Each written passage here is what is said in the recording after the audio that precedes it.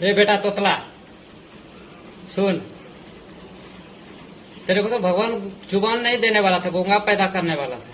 वो तो शुक्र माना कि तेरा बाप कुछ पुण्य किया होगा तो तेरे को थोड़ा सा जुबान दे दिया है। उसमें तो तता करता है ना। सुन, तो जो बोलता है ना कौन है पवनवा, पवनवा तेरा दादा है। तेरा बाप जो है ना उसका भी बाप है पवनवा, सुना है ना।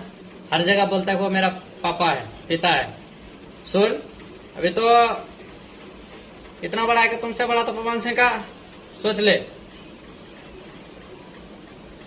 बेटा सुधर ना रे, अभी तो पैदा होके सही से खड़ा भी नहीं हुआ है, चलना भी नहीं सीखा है।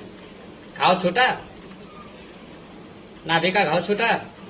बेटा सुधर, अभी सही से चल लेता है। तन है तदनवा, तो थून तन है पदनवा। तेरा दादा है पवनवा, इज्जत से नाम ले।